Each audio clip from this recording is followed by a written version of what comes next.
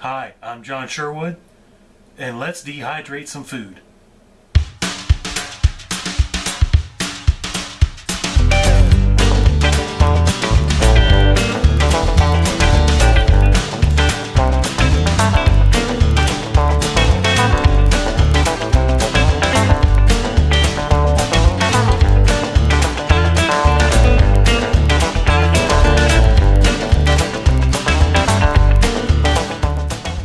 Me and some friends and family, we are going on a kayak river trip coming up next month, and weight is a factor when it comes to my kayak and how much gear I can carry.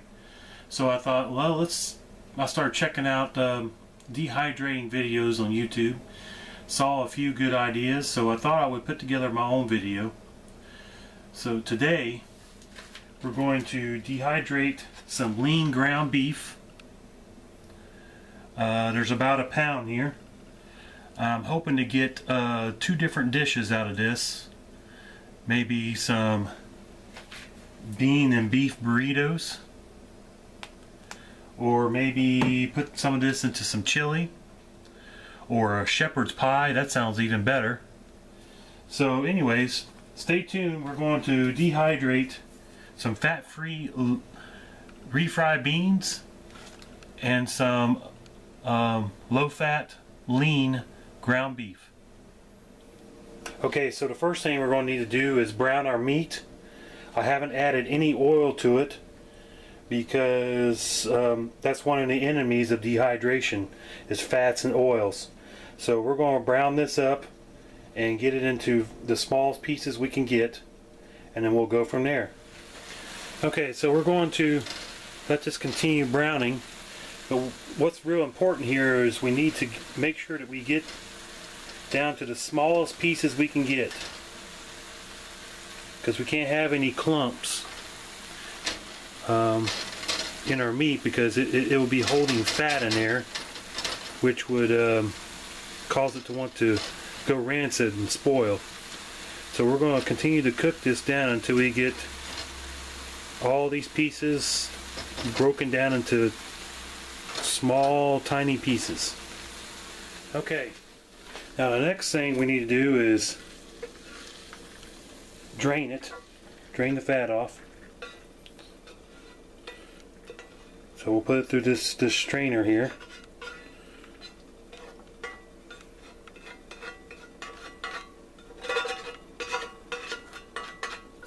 Love this square cast iron skillet I have here.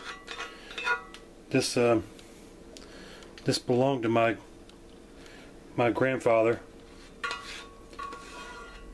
It's cooked a many a meal. I'm not even sure how old it is, but it's pretty cool. Anyways, get this to drain here really good. And we haven't really gotten much grease off. This is pretty good ground beef. Now, the next thing is we need to run some water over this and really rinse the fat out.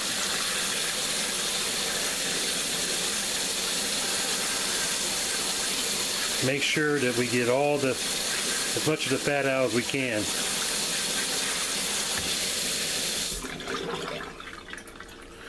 Reach in here, make sure that all the pieces are broken up just as fine as they can be.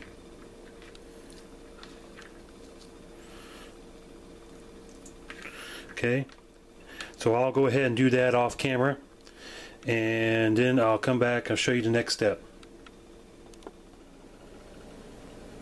Okay, next we're going to need to load it into our dehydrator. This dehydrator I borrowed from my mother-in-law. It's called American Harvest Snackmaster and Dehydrator, and it has a dial here for setting if you're cooking meats or fish,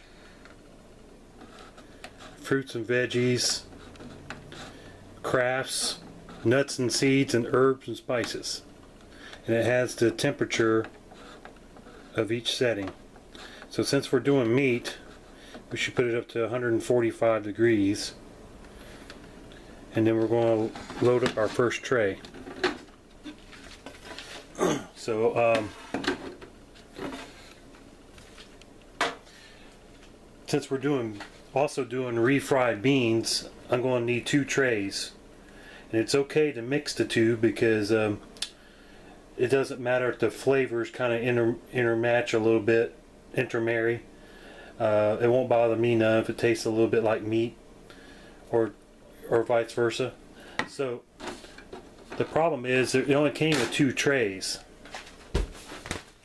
And this fruit roll-up type tray here, that's for putting liquidy stuff on. And here's what the regular tray looks like.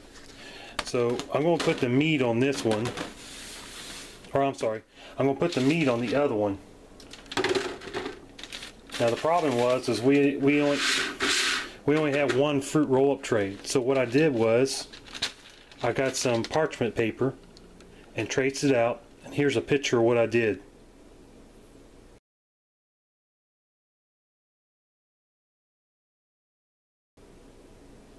And then I cut it out and I made it fit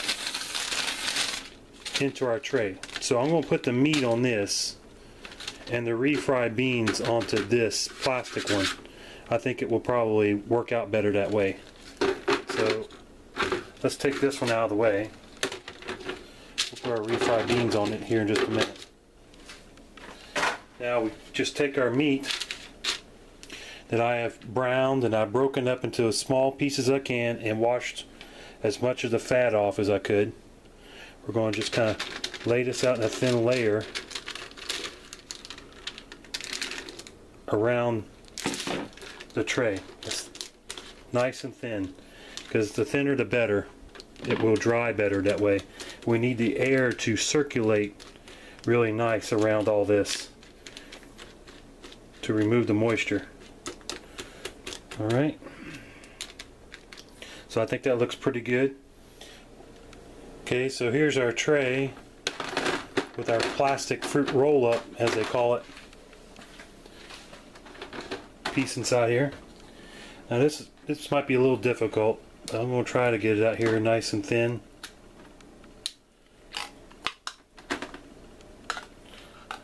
My wife says this stuff looks like dog food. Might be right. So I'm just going to smush this down, get it down nice and thin enough to dry.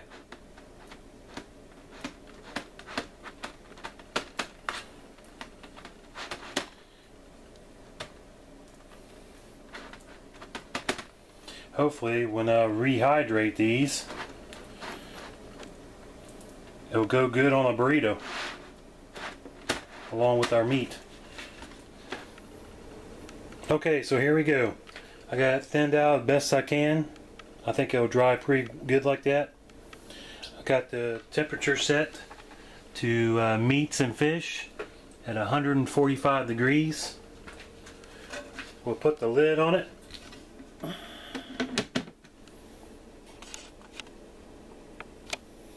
And then we're going to plug her in.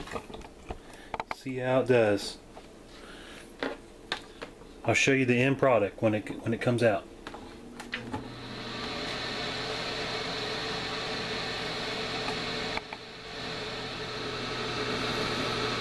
Okay, it's now been 9 hours. So we'll unplug it. Let's take a look inside. The top layer should be our refried beans.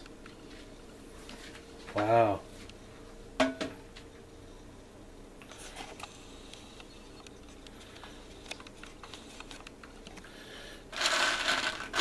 Feeling of it, it should feel really dry.